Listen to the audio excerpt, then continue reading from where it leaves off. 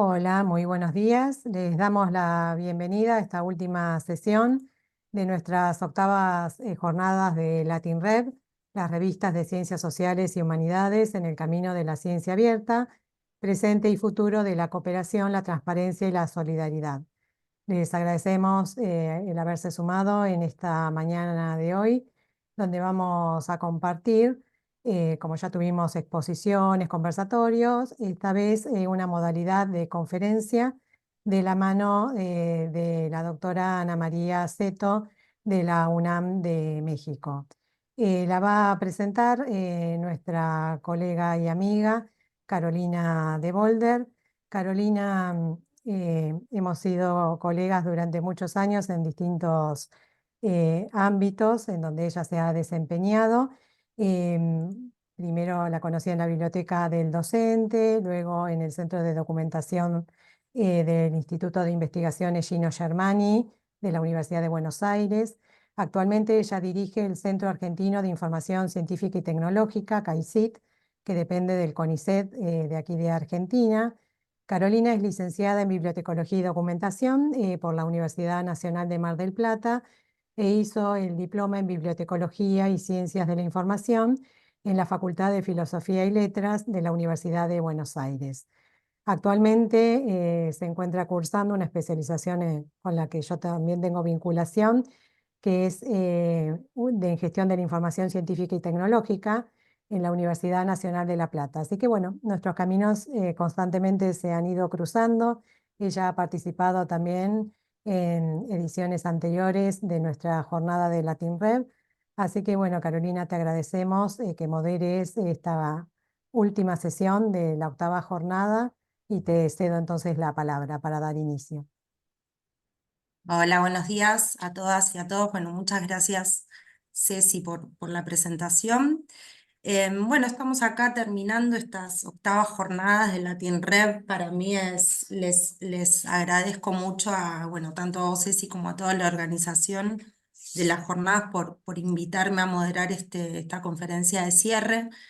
Realmente creo que estas jornadas se transformaron en un lugar obligado para editoras y editores de revistas científicas y académicas. Creo que es un lugar en donde, además de escuchar a personas de la especialidad, colegas, amigos, hablar sobre temas muy interesantes, agradezco que siempre haya lugar para el diálogo, para las preguntas, porque eso por ahí no sucede en todas las jornadas y en todas las conferencias, y es algo que siempre los que están del otro lado agradecen tener ese espacio para poder conversar, mandar mensajitos, hacer preguntas y ser escuchados. Así que bueno, muchas gracias. Y bueno, estamos acá con Ana María Seto, que la voy a presentar. Ella es investigadora titular del Instituto de Física y profesora de la Facultad de Ciencias de la Universidad Nacional Autónoma de México.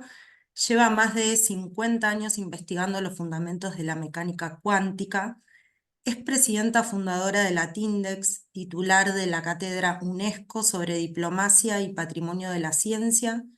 Es presidenta del Comité Directivo Mundial sobre Ciencia Abierta del UNESCO y miembro de la Junta de Gobierno de CONACYT. En 2003 fue nombrada Mujer del Año en México. Ha recibido, entre otros, el Premio a las Mujeres Mexicanas Inventoras por el proyecto Latindex, el Premio Kalinga de la UNESCO para la divulgación de la ciencia en 2023 y el Premio Oganesón en 2024. Así que un placer tenerla acá con nosotros. Bienvenida, Ana María. Y bueno, voy a poner tu presentación.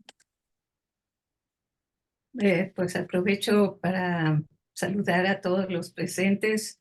Muchas gracias, Carolina, por la presentación y gracias por la invitación también a María Cecilia, a Cristina. Y pues quisiera yo, antes de comenzar, decir, felicitar a Carolina por estar al frente del CAICIT, que para nosotros siempre ha sido una institución muy importante. De hecho, es la institución socia argentina en el sistema Latindex. Así que pues aquí estamos todos juntos, ¿verdad?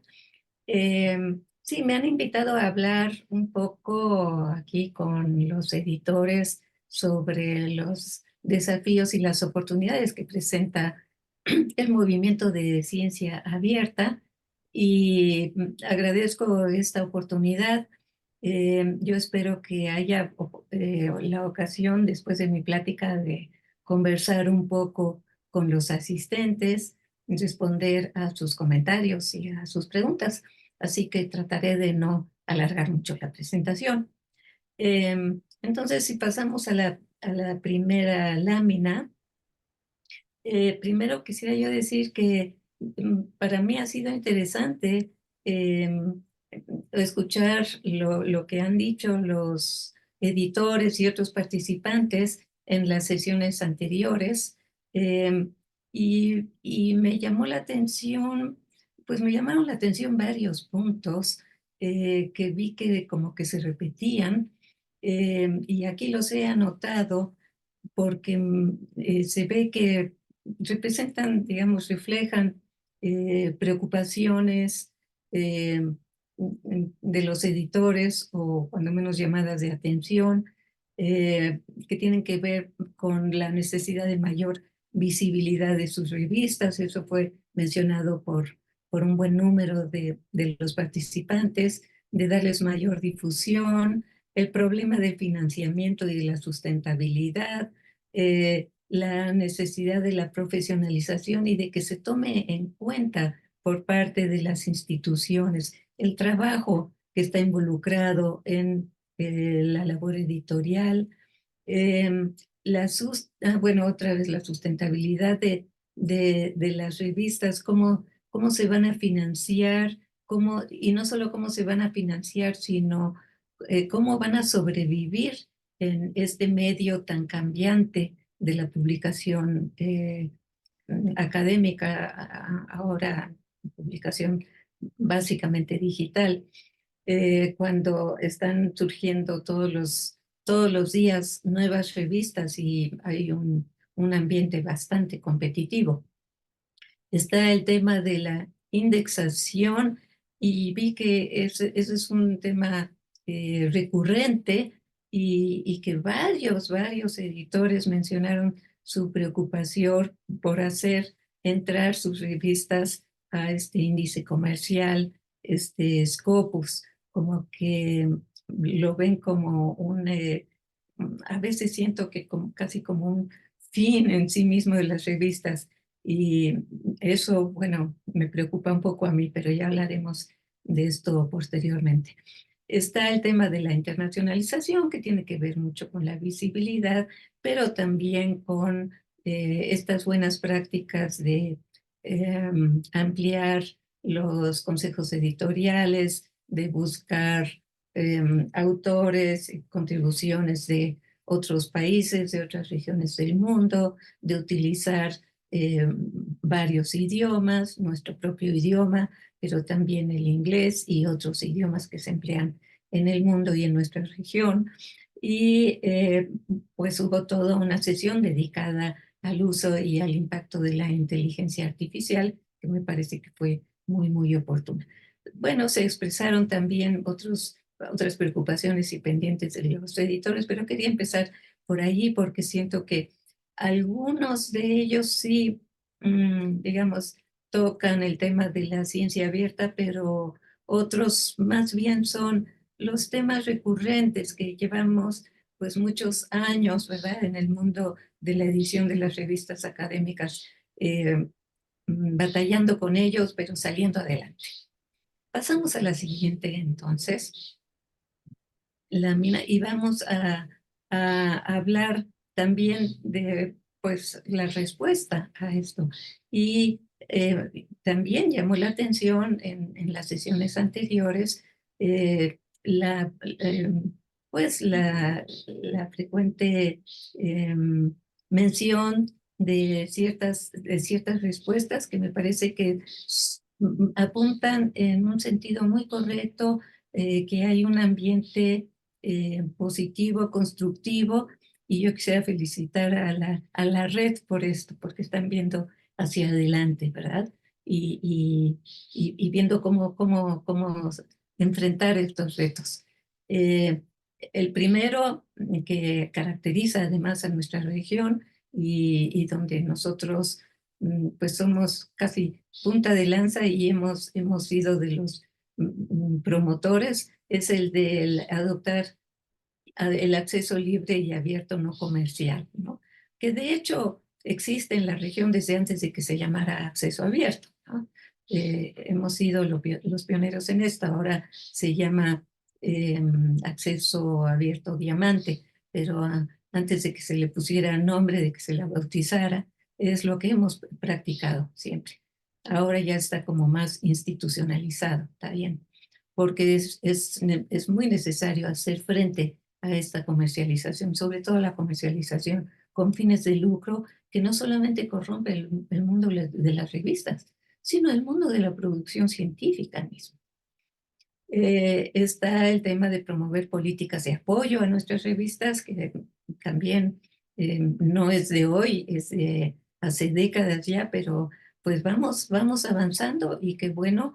Yo creo que juntos hacemos pues, un frente común más importante, más fuerte en este sentido, en la promoción de estas políticas de apoyo a nivel de nuestros gobiernos, de nuestras instituciones.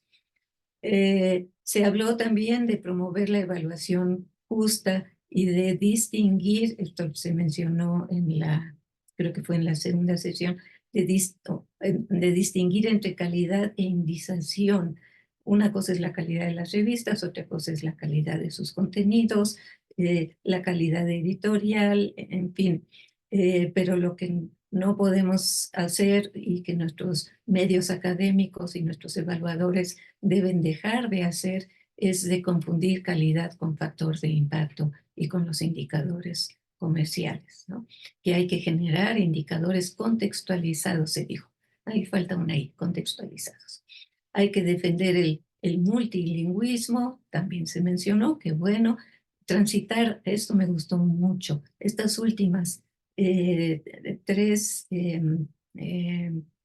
párrafos o frases fueron mencionadas eh, por, creo que la editora de una revista de arqueología, y me pareció muy interesante. Transitar de la difusión a la comunicación, sí, se ha venido haciendo en el mundo, en el medio de la difusión científica, de la divulgación científica y en general de la comunicación, que debemos dejar de pensar que comunicar ciencia se hace simplemente difundiéndola. No, tiene que ser un proceso de ida y vuelta, ¿verdad?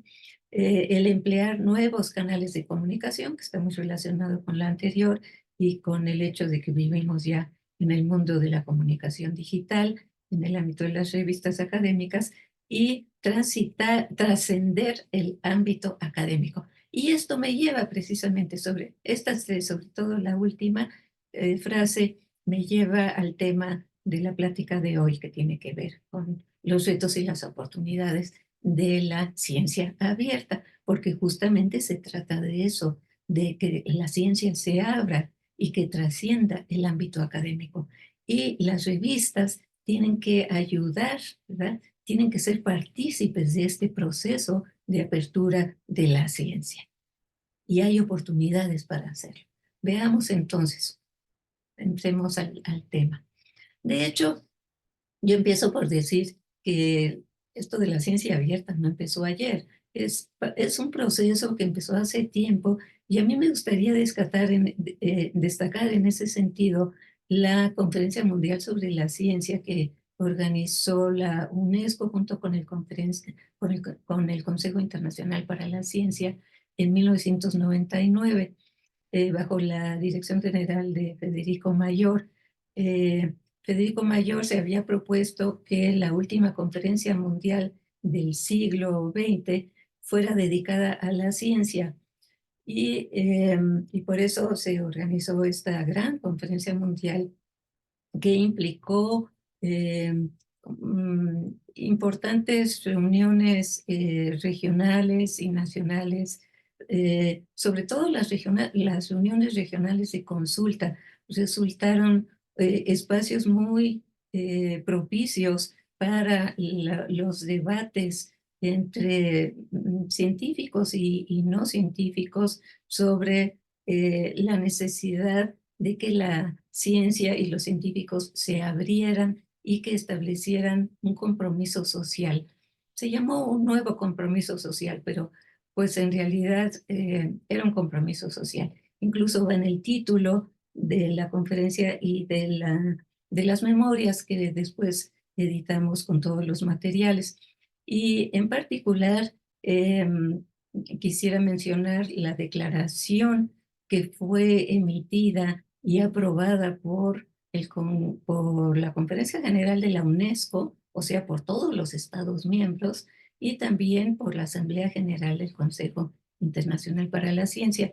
En las próximas láminas destaco algunos preceptos que contienen esta declaración, que es un documento, se convirtió en un documento de referencia. Si no lo han leído, yo se los recomiendo. Podemos pasar a la siguiente lámina.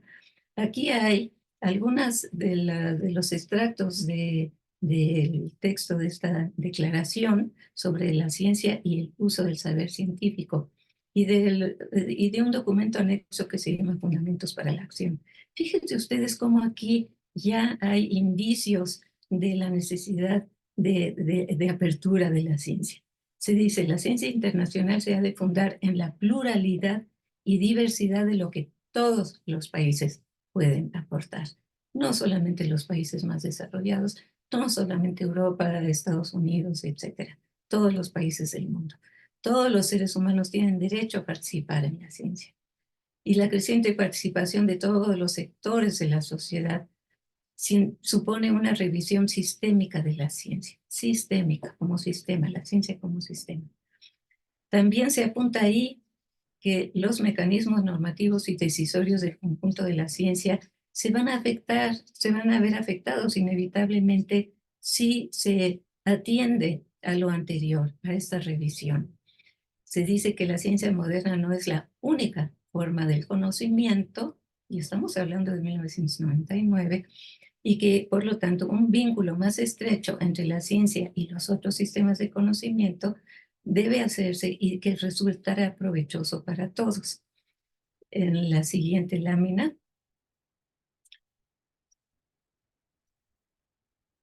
Sí, hago un muy breve balance de avances y pendientes, pero antes de pasar a él quisiera decir que mientras que la Conferencia General de la UNESCO, o sea, todos los Estados miembros de la UNESCO, que son la mayoría de los países del mundo, aprobaron y por aclamación los documentos de la conferencia. En el caso de la Asamblea General del ICSU, del Consejo Internacional para la Ciencia, que entonces todavía no incluía de manera integral a las ciencias sociales, porque el Consejo de Ciencias Sociales era solamente un miembro más del Consejo Internacional para la Ciencia, pues predominaban las ciencias duras y exactas, y eso se hizo notar cuando se sometieron estos documentos a la Asamblea General del ICSU, porque los colegas de la Unión Internacional de Física Pura y Aplicada saltaron y protestaron cuando se leyó el artículo sobre la necesidad de reconocer otros sistemas de conocimiento y consideraron que eso era equivalente a aceptar la pseudociencia, y hubo un gran debate. Finalmente se tuvo que negociar una frase que quedó como nota al pie de la declaración, y eso fue resultado de este debate, de la incapacidad, yo diría, de algunos científicos en ese momento, científicos representativos, pues el presidente de la Unión Internacional de Física Pura y Aplicada, entre otros, premio Nobel, además, y de la dificultad que tenían en distinguir entre lo que son otros sistemas de conocimiento y lo que es la pseudociencia. Se ha avanzado en ese sentido, yo creo, en todo el mundo. Ha sido un avance no del todo parejo, pero en fin, cuando menos se reconoce el derecho universal a la ciencia, eso ya nadie lo pone en duda, se reconoce la importancia del acceso libre y completo a las informaciones y a los datos del dominio público, aunque una cosa es reconocerlo de palabra y otra cosa es que se lleve a la práctica, y ahí vemos que hay diferentes modelos y que hay modelos que no, de hecho, no respetan el precepto de acceso libre y completo, sino que tiene que ser por medio de barreras financieras, ¿verdad? Ya hablaremos de eso después. Se reconoce la necesidad de una mayor participación de las mujeres y además ha habido acciones al respecto y también ha habido en las últimas décadas, 2, 3 décadas, ciertamente muchas actividades de difusión de los conocimientos científicos al público mediante museos de ciencias y exposiciones y publicaciones, libros para el público general. Hay colecciones excelentes, en particular en nuestra región, en nuestros idiomas. Entonces ahí ha habido avances significativos. Menos se ha avanzado en cuanto a ampliar la enseñanza científica a todos los niveles, en el uso responsable de las tecnologías de la información y en la distribución igualitaria de los beneficios de la ciencia. También se ha avanzado muy parcialmente en el diálogo con la sociedad y sobre todo con otras formas de conocimiento, pero en fin, se van dando pasos. En la siguiente lámina seguimos con este rápido avance, pero para ver cuáles más bien son los pendientes. Yo diría que todavía los pasos que se han dado por aceptar una mayor diversidad y pluralidad de las aportaciones de otros medios y de otros países a la ciencia internacional, estamos haciendo esfuerzos, sobre todo en los países que hemos estado muy poco representados en esa ciencia internacional. Sí se está internacionalizando la ciencia en nuestros países y nuestras revistas lo reflejan.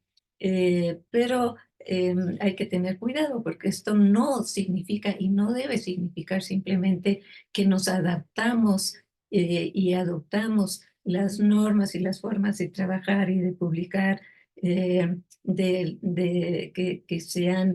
han sido impuestas, digamos, por los países más fuertes científicamente, sino que lo importante, lo relevante es que nosotros aportemos a la ciencia internacional por nuestras propias motivaciones, con nuestras aportaciones al conocimiento, no simplemente reproduciendo o siguiendo lo que se hace en otros países. Y allí es donde todavía tenemos mucho que hacer. En donde hace falta de plano, yo diría, avanzar con mayor seriedad es en aquellos puntos que he marcado aquí con rojo, es en establecer vínculos más estrechos entre la ciencia y otros sistemas de conocimiento. Y esto tiene que ver justamente con el proceso de apertura de la ciencia y algo que está puesto sobre la mesa en nuestra región y en todo el mundo, y hay iniciativas importantes, por ejemplo, la de Claxo, la de FOLEC y varias otras también en Europa y también hay iniciativas nacionales, pero estamos muy lejos de resolver el tema, es en la revisión sistémica de la ciencia, de sus mecanismos normativos y de sus sistemas de evaluación. Y eso afecta de manera importante a las revistas, porque se ven, pues son víctimas de sistemas de evaluación que son injustos porque no toman en cuenta nuestras propias motivaciones y nuestra propia forma de hacer ciencia, de medirla, de valorarla y por lo tanto de evaluarla. Se necesitan entonces impulsos e incentivos institucionales que no condicionen el comportamiento de los académicos como lo han estado haciendo, sino que se revisen a fondo. Y esto es parte de esa revisión sistémica de la ciencia que está pendiente. así como algo muy relacionado con lo anterior, porque es un motor de lo anterior, que es el creciente proceso de monetización y de comercialización de la empresa académica, que la ha llegado a corromper bastante, incluido este sistema de publicación con intereses comerciales, con fines de lucro y propietarios. Sigamos, entonces, y ha llevado, justamente por lo último que mencioné, pues a este gran negocio, ¿verdad? Del plan ES y de los acuerdos transformativos o transformadores que fueron mencionados en al menos en una de las sesiones anteriores, y que significan grandes ganancias de los consorcios editoriales que han comprado las revistas académicas y que hacen pues obtienen enormes ganancias con ellos, ¿verdad? Más que porcentajes de ganancias, más que Microsoft, Google y Coca-Cola, por si eso no fuera suficiente. Y continúa el proceso. Entonces, esto lo menciono porque es un gran reto, pues, para nuestras universidades, que tienen que pagar, no solamente financiar nuestras revistas, sino financiar también el acceso de los académicos a las revistas que se han convertido en propiedad de estos consorcios. La siguiente lámina, entonces, se refiere ya a qué es, cómo está respondiendo, cómo ha respondido la UNESCO a esta situación. Pues yo creo que los pasos que se han dado en el marco de la UNESCO eh, han sido muy importantes, no solamente como continuación de este proceso que, como mencioné, ya había empezado hace más de 20 años, hace casi 3 décadas, sino porque es una respuesta colectiva, consensuada, a esos retos que plantea el proceso de apropiación, de comercialización, y a la vez a la necesidad de que la ciencia como sistema se abra al resto del mundo y a las comunidades que necesitan no solamente aprovechar los recursos y los productos de la ciencia, sino que también pueden participar en la creación del conocimiento, más ampliamente visto. Esto requiere inclusive una definición de lo que es ciencia, ¿verdad? Pero pues debe ser un proceso, no son cosas que se puedan definir y que se puedan cambiar de la noche a la mañana, a pesar de que se habla de ciencia abierta como si fuera un producto, ¿no? Pero en realidad es un proceso. Entonces, bueno, pues aquí están los valores en los que se funda la recomendación de la ciencia abierta, ¿verdad?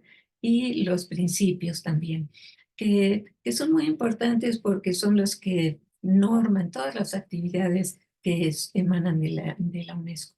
Entonces, ¿qué es la ciencia abierta? Esto ha sido objeto de muchas discusiones, cada uno tiene su definición, su concepto de lo que es, y creo que lo que se define o lo que se menciona en los documentos de la UNESCO sobre la ciencia abierta es bastante incluyente, digamos, pero a la vez no deja espacio para muchas ambigüedades. Abrir la ciencia, y fíjense cómo aquí ya se transformó en verbo, en una acción, ¿verdad? Significa abrir los procesos de creación, de evaluación, de intercambio, de exploración y de almacenamiento del conocimiento y de las prácticas y las perspectivas científicas. O sea, es muy amplio, pero es muy exigente a la vez, ¿no? O sea, esto demanda de las comunidades científicas y de toda la sociedad una inversión, no solamente un cambio de perspectiva, un abrir las mentes, ¿verdad? Significa también invertir en infraestructuras, ¿verdad? Invertir esfuerzos en abrir el conocimiento, en establecer diálogo con otros sistemas, ¿verdad? Un diálogo que sea significativo, que sea parejo, que sea respetuoso y abrir también el sistema de generación de conocimiento a otros agentes sociales, tanto, por ejemplo, el sector productivo, ¿verdad? Como los poseedores de conocimientos, lo que se llaman indígenas o tradicionales, etc. Entonces, significa muchas cosas a la vez y esfuerzos de inversión, tanto en personal como en recursos, como en tiempo y en la elaboración de los mecanismos, las estrategias y las políticas necesarias para avanzar en el proceso. La siguiente lámina nos dice un poco más acerca, elabora pues en esto de qué es la ciencia abierta, porque no se puede definir en unas cuantas palabras. Entonces sí, es un conjunto de principios y prácticas cuyo objetivo es poner la investigación científica de todos los campos al alcance de todos, en beneficio de los científicos y de la sociedad en su conjunto, porque también los científicos se van a beneficiar de eso. Déjenme decirles que esto del sistema científico como un sistema así muy, muy especial, ¿verdad? Con sus propias normas que se comunican entre los pares, ¿verdad? Eh, ha significado también hasta cierto punto que se va, digamos, se va cerrando la ciencia en sí misma, va girando en círculos más bien endogámicos dentro de la ciencia, ¿verdad? En clubes, etcétera, que no benefician a la ciencia, benefician ciertamente a ciertos de los actores dentro del sistema científico, ¿verdad?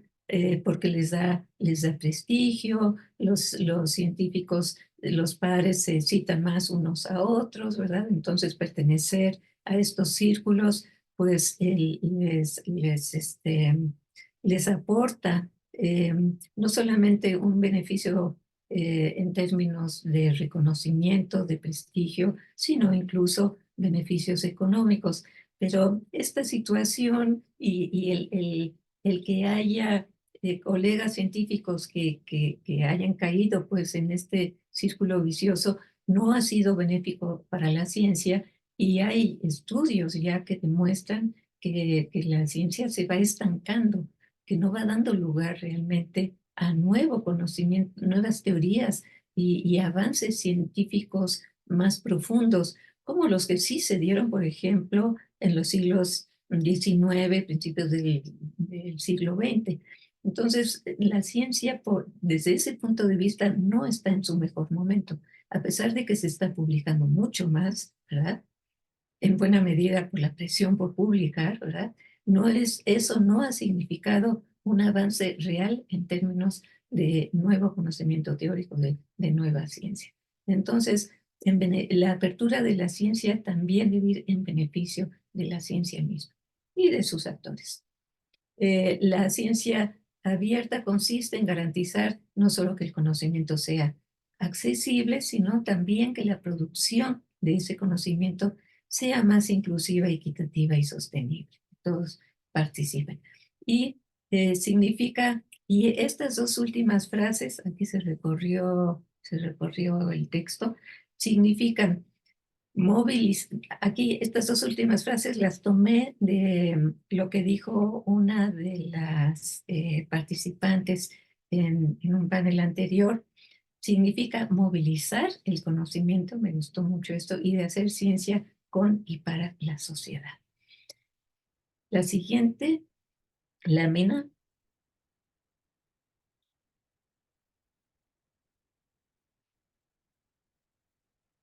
No, ¿puede salir, Carolina? Siguiente. Sí, nos presenta todo el universo de actores de la ciencia abierta y bueno, pues sí, pueden ver ustedes en el círculo, en el disco central, pues están los académicos, los investigadores, las sociedades científicas, los educadores, la academia, los estudiantes y jóvenes investigadores, personal técnico y profesional. Perdón que esté en inglés, pero no, parece que no ha sido traducida esta imagen, que está tomada de los documentos de la UNESCO. Yo les recomiendo en particular como referencia muy útil esta publicación que se llama el Open Science Outlook, que es de reciente producción, que salió a la luz en noviembre del año pasado. Entonces, como se puede ver, el círculo es mucho más amplio y cada uno de los actores tiene un papel que desempeñar en poner en marcha y hacer avanzar la ciencia abierta. Y también cada uno de ellos va a salir beneficiado. De eso se trata, porque la ciencia abierta no debe ser no debe considerarse como una camisa de fuerza o como una imposición. Al contrario, si el documento de la recomendación fue consensuado, y fue producto de reuniones de consulta, pues de lo que se trata es justamente de que todos nos sentamos partícipes y quizá muchos de ellos en lo particular, de los que están aquí representados, todavía no se sientan. Esto significa que el proceso de apertura debe ser un proceso amplio, participativo, en el que todo el mundo se sienta que tiene un lugar, no porque está siendo impuesto. Y esto concierne también a los editores. ¿Cómo pueden, de qué manera les afecta? ¿Cómo pueden aprovechar este proceso y cómo pueden promoverlo también, verdad? ¿Cómo pueden hacer los editores de las revistas que sus autores, por ejemplo, se abran más a la comunicación, que usen más los nuevos, las nuevas herramientas para comunicarse de manera más horizontal, para dialogar con sus públicos, para salir de su encierro, ¿verdad? ¿Cómo pueden los editores de las revistas académicas hacer que los otros actores lean sus revistas, que sean usuarios además no solamente consultándolas, leyéndolas, también citándolas, quizá también participando en el proceso de creación científica, como coautores de artículos, etc. ¿Cómo pueden los editores dialogar también más con los bibliotecarios, ¿verdad? Que son puentes importantes entre las publicaciones y los usuarios finales. En fin, yo siento que es un momento muy importante para los editores en este proceso. Y los invito también a abrirse pues en este proceso de apertura. Ahí están los bibliotecarios y los archivistas, están los computólogos, los informáticos, los creadores, innovadores, los que hacen ciencia ciudadana, ¿verdad? O sea, mm, el público en general que se quiere involucrar de alguna manera en la ciencia, las sociedades civiles, organizaciones no gubernamentales, en fin, pero también están allí los editores y los que publican conocimiento científico. La siguiente lámina se refiere a pues un balance que hizo hace algunos meses la UNESCO. Y cuando digo la UNESCO, no es simplemente el secretariado en esta ocasión, porque la oficina de la UNESCO encargada de la implementación de la recomendación de ciencia abierta ha hecho un gran trabajo y ha sido un trabajo participativo. Probablemente algunos de los que nos están escuchando ahora están participando en alguno de los grupos, de los 5 grupos de trabajo que se crearon precisamente para avanzar en la implementación. Y estos grupos de trabajo han producido pues sus balances, sus documentos y se reúnen de manera periódica, no muy frecuente, pero se reúnen justamente para ver cómo puede avanzarse más, cómo se puede avanzar a nivel local, nacional, regional, compartiendo prácticas, ¿verdad? Buenas prácticas, promoviendo políticas en los países, etc. Entonces, aquí se presenta un somero informe de avance y se resaltan cuáles han sido los avances y los retos más notables. Sí ha habido avances en toda la región, aunque bastante desiguales, en adoptar políticas y crear infraestructuras, pero sobre todo de acceso abierto, más que de ciencia abierta. O sea, muchas veces se confunde la ciencia abierta con el acceso abierto.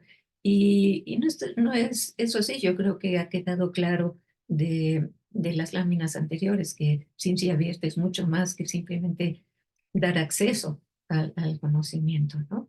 Los principales retos identificados por estos 5 grupos de trabajo han ido en el sentido justamente de la necesidad de cambiar la cultura científica convencional, que está muy modulada, ¿verdad? El comportamiento de nuestros científicos está muy modulado por las normas y las políticas que se han seguido, sobre todo para evaluarlos, para la evaluación individual, para la evaluación también de las instituciones, incluso que está implícita en los rankings, en los sistemas de indexación, etc. Entonces, cambiar esa cultura científica no es sencillo porque implica todo eso. Los científicos no van a cambiar mientras no cambie todo lo demás, ¿verdad? Si su comportamiento ha sido modulado por ese conjunto de factores. Otro reto es el de crear las capacidades humanas e institucionales que implican, que demanda este proceso de apertura, eh, el disponer de infraestructuras científicas abiertas adecuadas, ¿verdad? No solamente los grandes laboratorios deben abrirse a la participación, que es como se entiende muchas veces la ciencia abierta, sobre todo en los países más desarrollados, sino que también disponer de infraestructuras que inviten a la participación de otros sectores y que incluyan naturalmente una conectividad más amplia y más justa al Internet de todos los países y de todos los rincones. El otro reto que se ve donde se está avanzando muy tímidamente, pero en fin, se está avanzando, es en el de alinear los incentivos que ya mencioné y revisar los criterios de evaluación de lo que se llama excelencia científica y de las carreras científicas. Abordar las consecuencias negativas o no deseadas de las prácticas de ciencia abierta. Y sí, hay que tener cuidado en eso. Por ejemplo, si nosotros en la región seguimos haciendo lo que hemos estado haciendo y que me parece muy bien hecho, ¿verdad? De abrir toda nuestra información generosamente al acceso del resto del mundo, pues no se vale pues que el resto del mundo o una buena parte de él se apropie de esos datos y luego los use para sus propios negocios, ¿no? Entonces esa puede ser una consecuencia negativa que hay que tomar muy en cuenta y formular las leyes, las legislaciones necesarias para impedir que esto suceda, que no haya una apropiación indebida de los datos y de la información que se está generosamente proporcionando.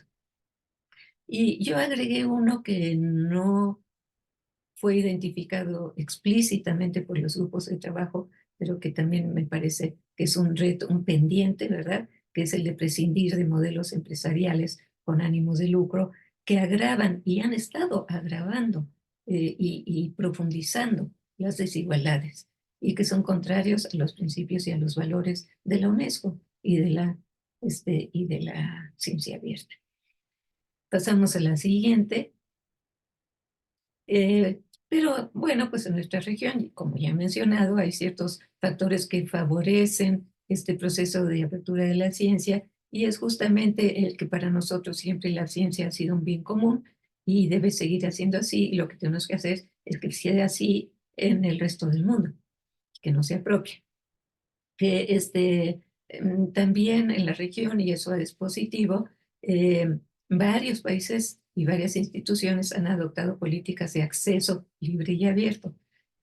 Varias de las políticas se llaman de ciencia abierta, pero en realidad son más bien de acceso libre y abierto.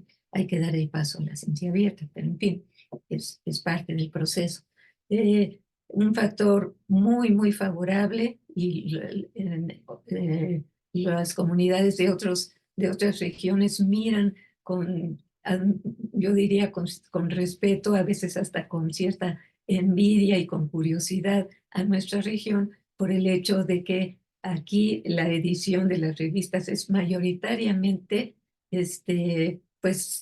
acá está a cargo de entidades académicas que no lucran con ellas, sino que lo ven como parte de su obligación, que incluso más o menos lo tienen incluido en sus presupuestos, ¿verdad? Claro, siempre los editores nos hemos quejado que quisiéramos ver tener más personal dedicado a la edición, más recursos, etcétera, pero el hecho es que nuestras revistas son básicamente financiadas por nuestras entidades académicas o sociedades científicas. Ese es un gran punto a favor, que como les digo, en otras regiones lo ven con curiosidad y lo descubren y se dan cuenta de que han cedido el control de sus revistas al medio privado, ¿verdad? A la iniciativa privada y que ahora no saben cómo salir de ese problema entonces es cuando pues voltean a nosotros y tratan de aprender de nuestra forma de proceder. Tenemos además, bueno, hay nuestros sistemas, Latindex en particular, que se dedican mucho a la capacitación y a la promoción de buenas prácticas entre los editores, con él.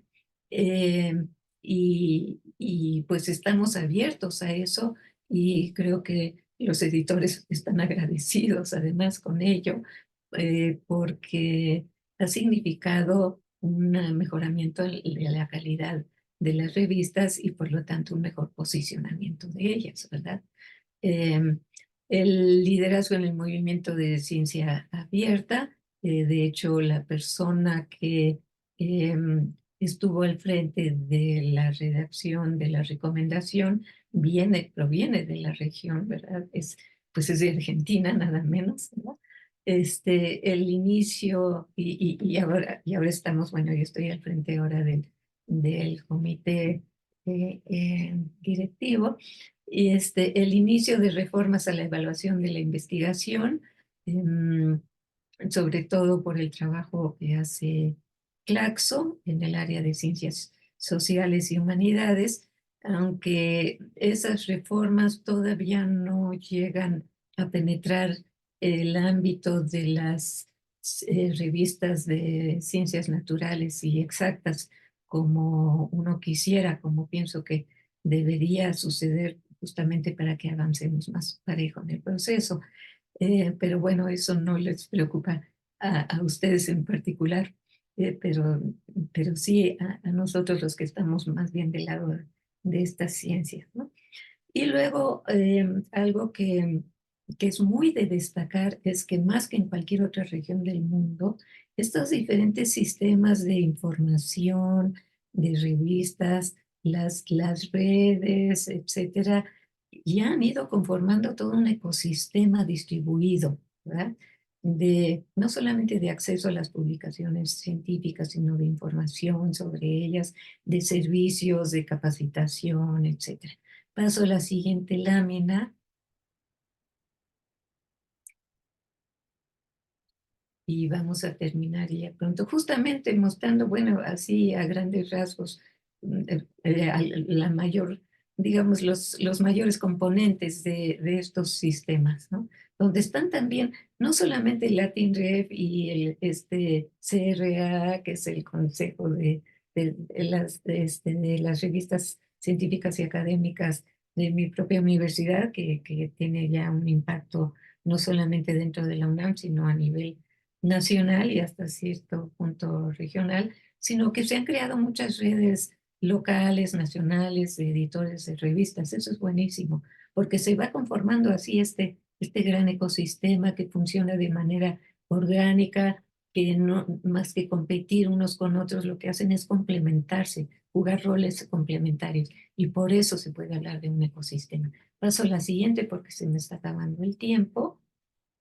Solamente, pues sí, hay factores que obstaculizan y los editores muchas veces son víctimas de esto, por ejemplo, de esta persistente dependencia científico-tecnológica de nuestros países, que hace que no hagamos realmente una ciencia de avanzada propia, sino que miramos mucho a cuáles son los dictados de la ciencia y sobre todo sus aplicaciones tecnológicas y nos sometemos a ello, ¿verdad?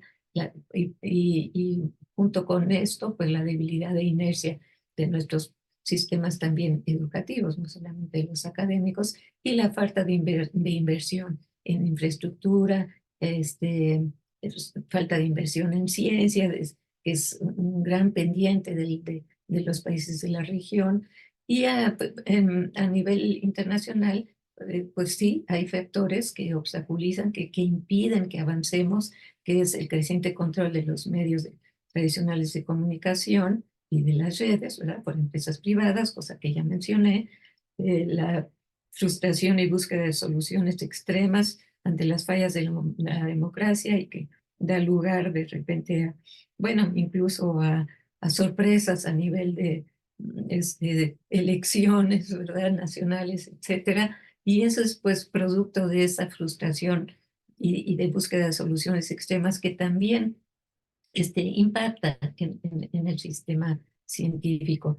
Y como bien lo dice Stiglitz, el Premio Nobel de Economía, el aumento de las desigualdades, un problema sistémico derivado del capitalismo neoliberal moderno.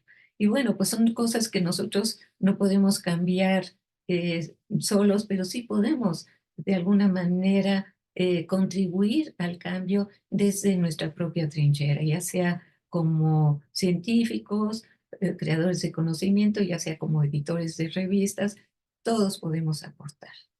En fin, Fernanda Weigel, la argentina que mencioné, lo dice, aún con sus buenas intenciones, la ciencia académica abierta, si se descuida, ¿verdad? Si no nos fijamos en las posibles consecuencias negativas, puede contribuir a ampliar esa brecha y hay que tener mucho cuidado. La siguiente, creo que ya va a ser la última o penúltima. Bueno, aquí ese es simplemente para mostrar el desarrollo desigual de la conectividad, ¿verdad? Pero es un mapa que creo que todos, si no lo conocemos, lo tenemos de todos modos presente en nuestras conciencias y en nuestros quehaceres. La siguiente. Bueno, para seguir avanzando en el proceso, entonces, ¿qué podemos hacer? Pues como lo han apuntado también varios participantes en las sesiones anteriores, trabajar en colaboración, eso es muy importante, ¿verdad? Porque la unión hace la fuerza. Y también establecer políticas o promover el establecimiento de políticas que hagan varias cosas, que promuevan, alienten la apertura de la ciencia, evitando su comercialización, que fortalezcan los valores y valoren.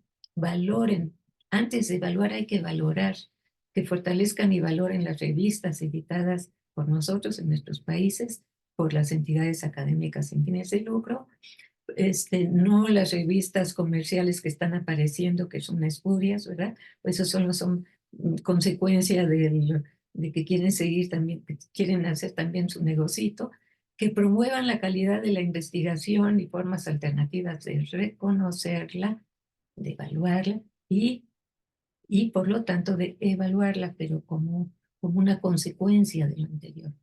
Y que propicien modelos alternativos de producción y comunicación científica, aprovechando los grandes recursos que hay hoy en día para ello, sobre todo los recursos digitales y la comunicación a distancia.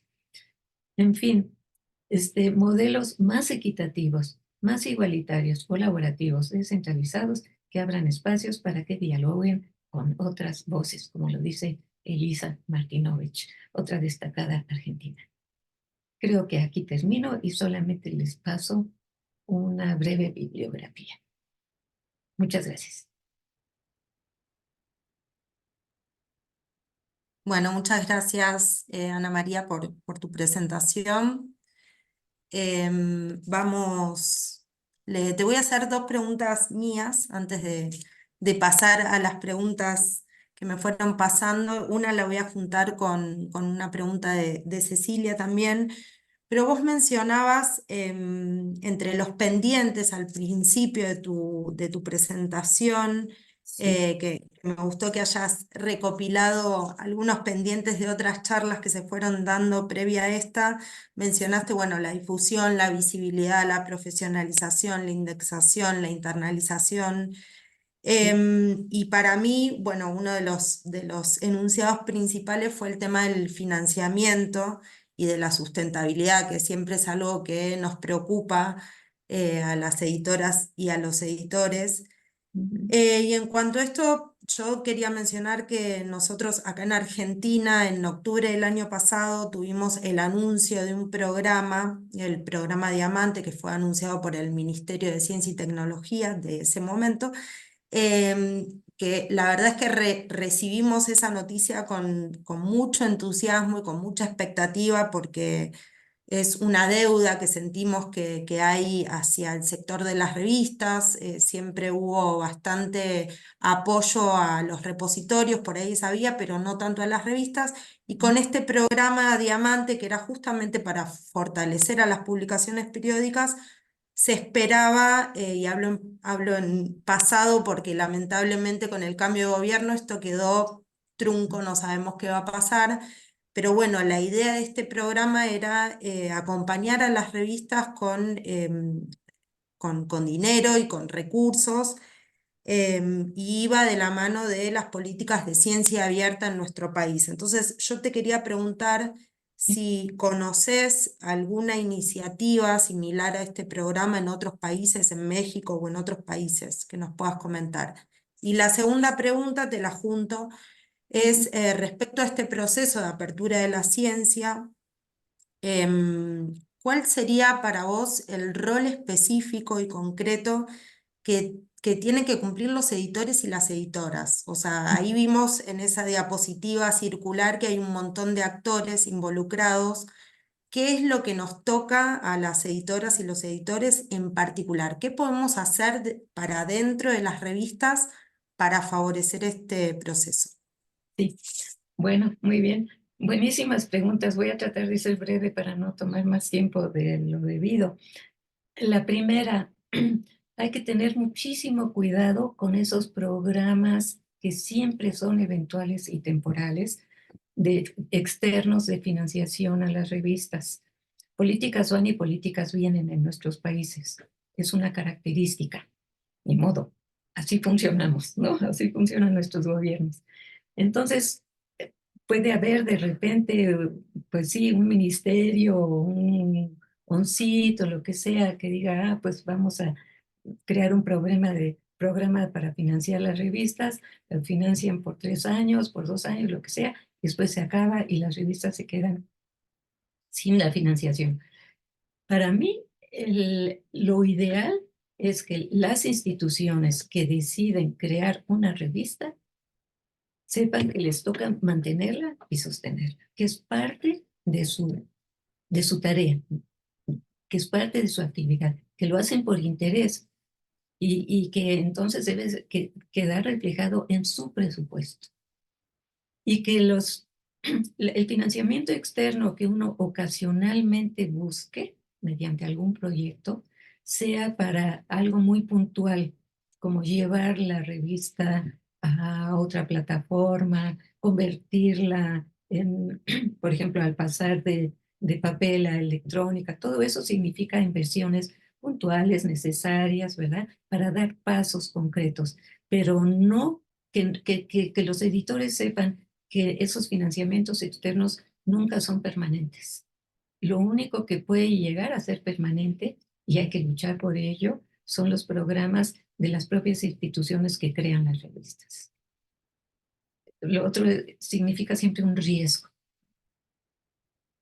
Y sí, o sea, se puede, o sea, que sean conscientes que crear una revista no significa simplemente solamente sacar el primer número o los 2 primeros números, ¿no?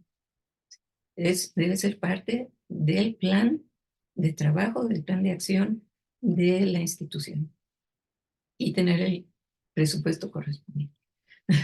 La segunda, ¿cuál es el rol específico de los editores en este proceso como uno de tantos actores?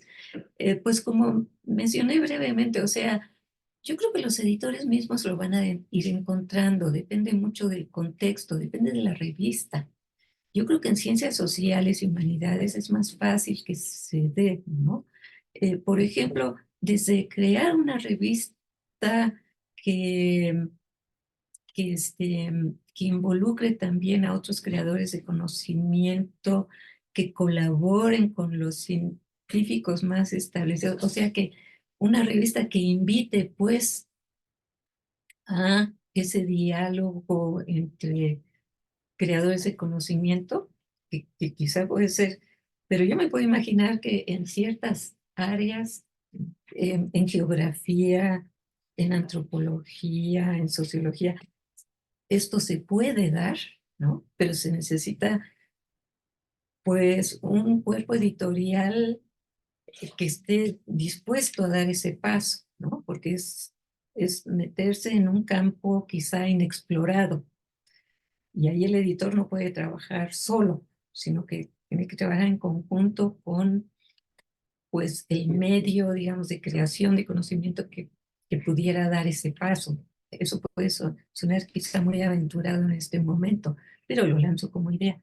Pero en otros casos quizás simplemente puede reducirse a,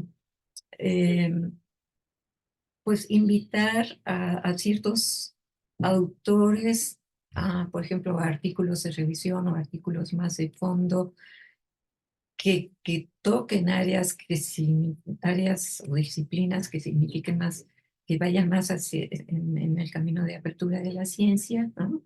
Crear nuevas secciones dentro de las revistas, por ejemplo, que tengan que ver con estos temas de contacto de la ciencia con la industria, con el sector productivo. O sea, creo que demanda un papel más creativo por el lado de los editores y de los cuerpos editoriales, ¿no?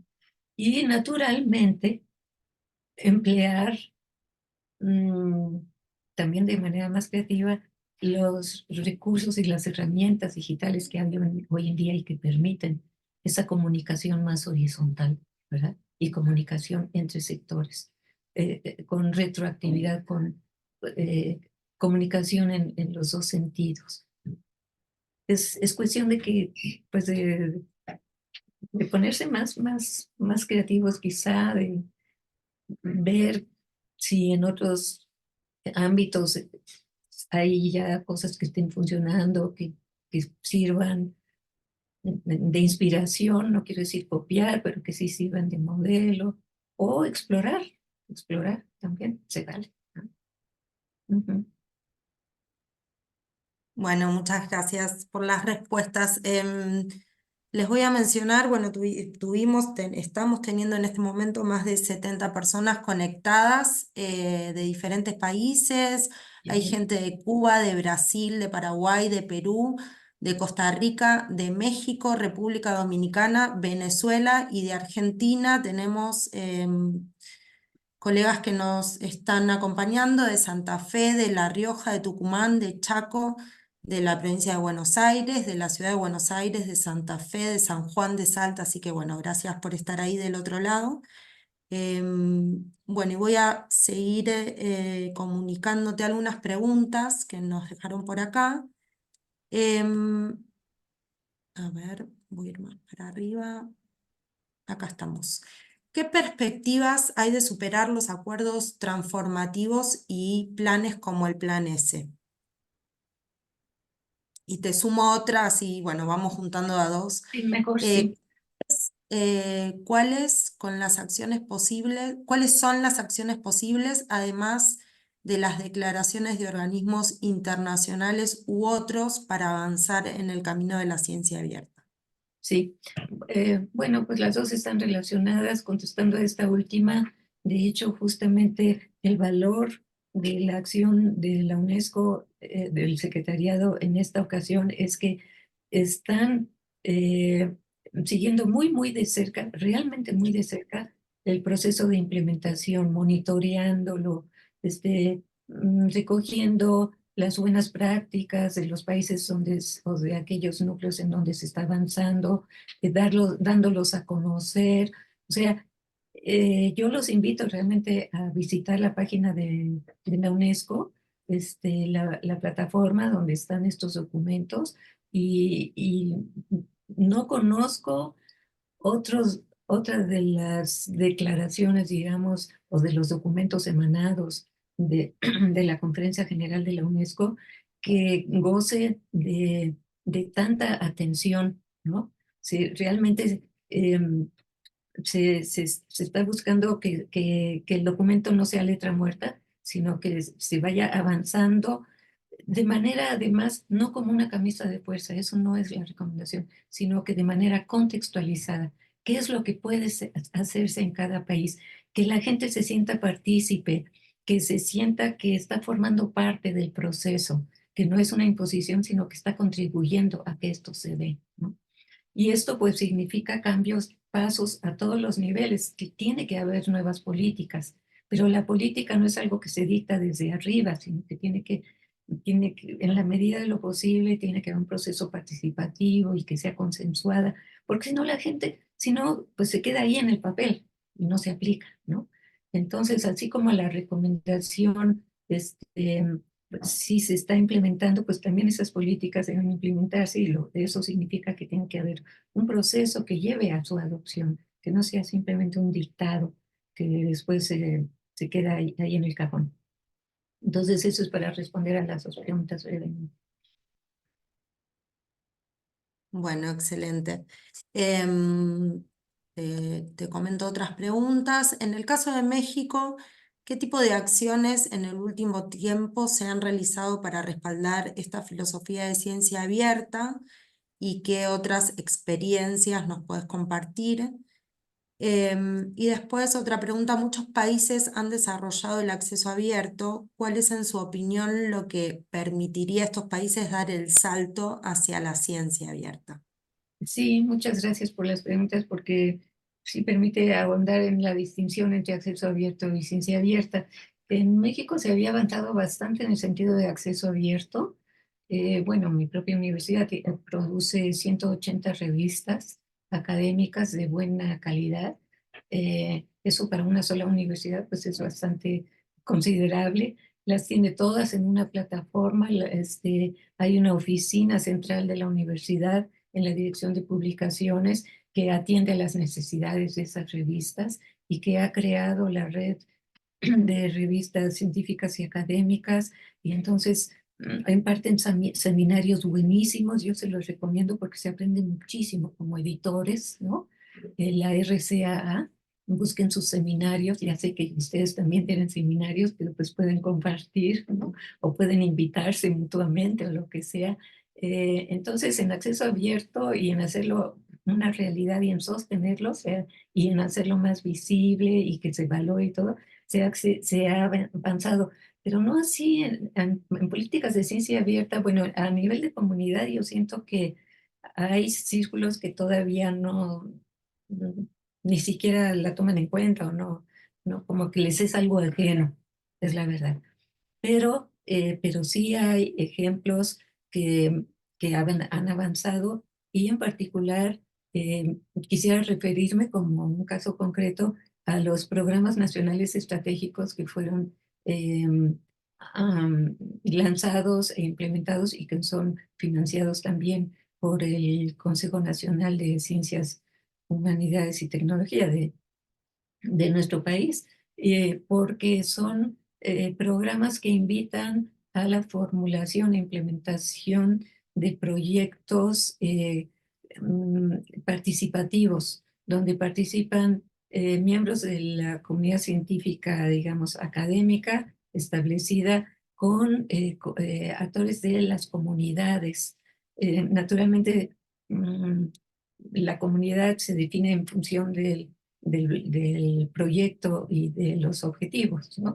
y se llega desde la investigación muy básica hasta productos, pero como resultado de ese trabajo participativo, que son buenos ejemplos de ciencia abierta en el área de la salud, de la gestión de los recursos hídricos, de ciertas, sí, de ciertas enfermedades también específicas.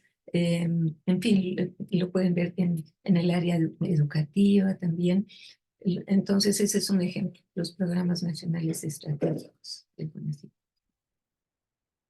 Pero no a nivel de política así general, de legislación, no se ha avanzado en ciencia abierta. La nueva ley de ciencia y tecnología, que probablemente va a cambiar porque ahora va a haber ministerio, Secretaría de Ciencia, sí apunta en esa dirección y también, afortunadamente, hasta cierto punto, los criterios que aplica, de evaluación que aplica el Sistema Nacional de Investigadores. Pero son pasos que yo todavía siento que son así como muy discretos, muy tímidos, porque no, los científicos ya se adaptaron, pues su comportamiento está adaptado a la forma como se les había estado evaluando. Entonces, no es fácil cambiar eso, ¿no? Pero es parte del proceso. Sí, bueno, entendemos que estos procesos a veces son lentos, uno quiere que ya, muchas Sí, veces que ya ver los resultados, pero bueno, como todo proceso hay que tener paciencia también.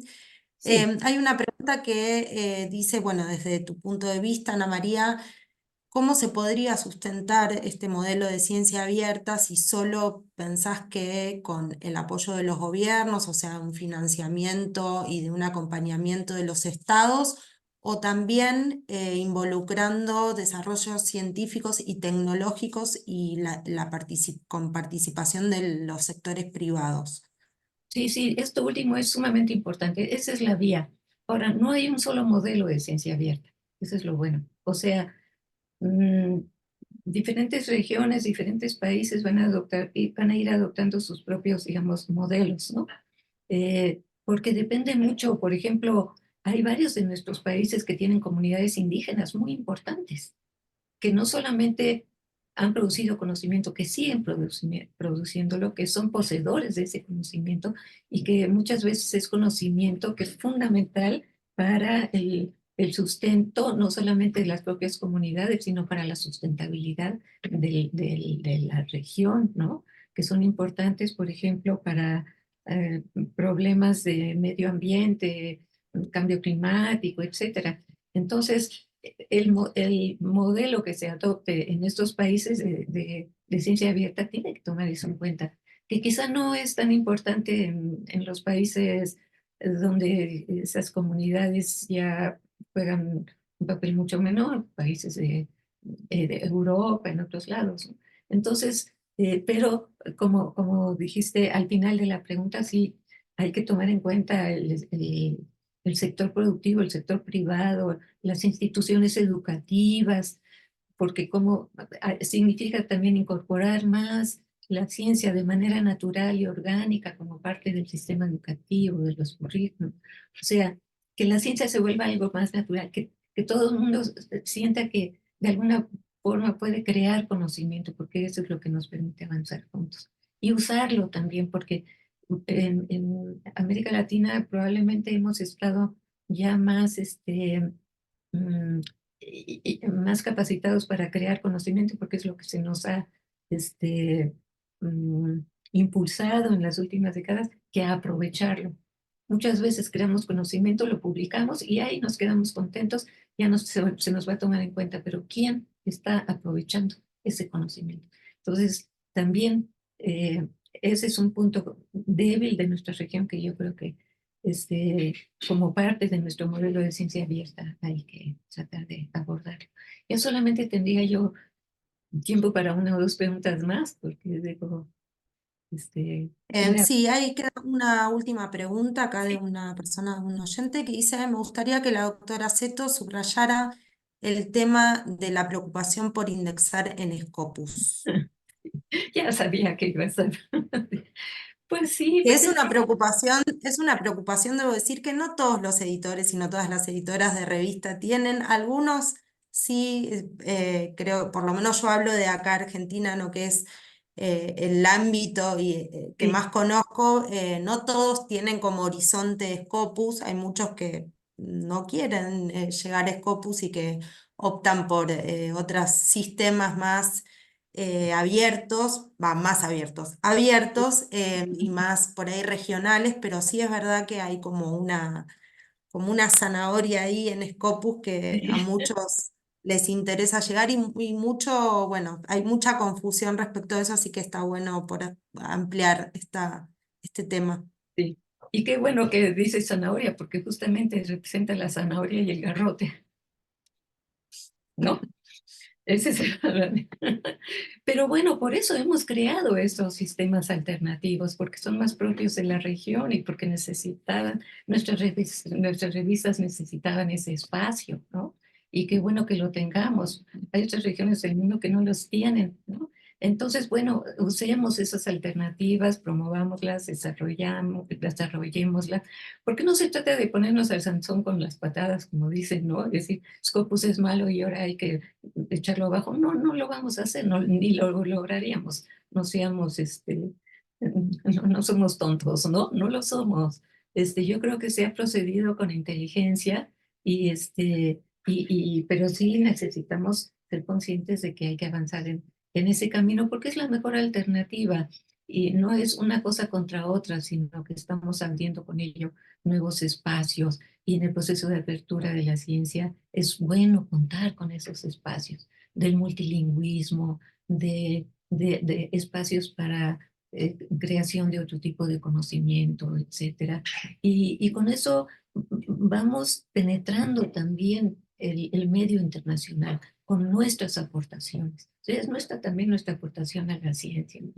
Eh, y pues sí, a pesar de que todo lo que tiene que ver con el financiamiento en nuestros países, pues siempre está pendiente, ¿verdad?, de mejora, digamos. El caso es que ecosistema, como lo llamé, se ha desarrollado de manera, yo diría, bastante sana y va avanzando, ¿no? Siempre quisiéramos que avanzara más rápido, que tuviéramos más apoyo y recursos para ello. Yo creo que la adopción de políticas es algo muy, muy importante y que en la medida de nuestras posibilidades nosotros también debemos promoverla. Por ejemplo, ahora como directora del CAICI, pues sí, te toca un papel importante en ese sentido, ¿no? Muchas gracias, Carolina. Bueno, gracias a vos. Bueno, yo me quedo con algunas palabras. Gracias, Ana María, muy clara tu exposición, tus respuestas. Me quedo con algunas palabras. Bueno, obviamente que esto es un proceso, esta apertura de la ciencia y que tenemos que acompañar y estar atentos y ir con calma. Me quedo con la palabra colaboración y creatividad que usaste en determinadas oportunidades para hablar también de ideas o de roles o de trabajos que tenemos que hacer. Y bueno, y este último tema de las políticas que me parece súper importante y que nosotros esperamos siempre un apoyo, sabemos que las revistas nacen y se sustentan por el trabajo propio de la gente que trabaja para adentro, pero siempre estamos como esperando un apoyo, no solamente económico, sino esto, ¿no? Políticas y no solo a nivel políticas públicas, más de Estado, de gobierno, sino también de las propias instituciones, porque muchas veces lo que pasa es que los editores, las editoras crean revistas en instituciones que tampoco apoyan esa creación, entonces se encuentran como muy solos avanzando en este sostenimiento de estas publicaciones. Entonces, bueno, las políticas creo que también tienen que ser a nivel institucional. Así Sí. que, bueno, muchas gracias por tu tiempo. No sé, le paso la voz a Cecilia. Bueno, muy interesante, Ana María, y un cierre perfecto para esta octava jornada que, bueno, justamente ponía el foco en la ciencia abierta y, bueno, ver un poco lo recorrido. Me gustó que hayas tomado estos antecedentes también que surgieron allá por fines de los 90 como para recordar y también tener como una perspectiva del camino que hemos transitado, bueno, desde la región y a nivel mundial, ¿no? Porque hoy justamente nos hacían la competencia en el horario, que hacían un anuncio para revistas con acceso diamante, así que después sí, por los canales de CAICID, con Carolina, los canales de Latin Rep, siempre lo que tratamos es de hacer esta gestión de la información y del conocimiento para ir de alguna manera comunicando todas estas informaciones y que las revistas se las vayan apropiando y vayan también haciendo su propio camino. Bueno, acá está mi compañera Cristina Ruiz del Ferrier, ella es del área de Estado y Políticas Públicas. Si gustás decir unas palabras y ya iríamos cerrando. Sí, como no, simplemente agradecer a todas y todos los moderadores. Gracias, Carolina, por tu generosidad, tu tiempo. Por supuesto, profesora Ana María, un lujo haberla tenido. A los editores y editoras, bibliotecarias, bibliotecarios, académicos, investigadores. Nos hemos propuesto con Ceci, con Manuela, quien formamos parte de la red, generar una vez más un espacio de intercambio, de conocimiento, de solidaridad, de circulación de un conocimiento genuino para que podamos entre todas y todos seguir fortaleciendo la identidad latinoamericana y caribeña en nuestras revistas en ciencias sociales y humanidades. Increíble, pero es la 8ª jornada y ya nos vamos preparando con las sugerencias que nos quieran hacer llegar vía nuestra página web o vía las redes sociales de LatinRev para la 9ª jornada que tendrá lugar el año que viene, que el tiempo pasa rápido, pero mientras eso, les pedimos a las revistas que quieran sumarse de manera colaborativa y gratuita que lo hagan. Saben que LatinRev no es una red paga, sino todo lo contrario. Y agradecer una vez más a todos los que hicieron posible esta 8ª jornada bajo el liderazgo de Ceci y con la ayuda siempre permanente de Manuela. Así que muchísimas gracias a todas y a todos quienes desde distintas provincias de nuestro país, la Argentina, y también, por supuesto, los numerosos países que nos acompañaron en esta 8ª jornada, con todo el afecto que se mostró ahí en el chat de YouTube, agradecerles muchísimo. Y un muy sincero agradecimiento a Flaxo Ecuador, a Daniel y a todo el equipo de Flaxo Educación a Distancia que nos hicieron posible la transmisión de esta jornada. Así que vaya nuestro más sincero agradecimiento en nombre de Ceci, Manuela y mío. Y bueno, muchísimas gracias nuevamente Ana María, muchísimas gracias Caro, y a todas y a todos los que se quedaron hasta el final, más de 70 personas, y en las jornadas promediaron más de 100. Así que un cariño muy grande y seguimos en contacto a través de LatinRev.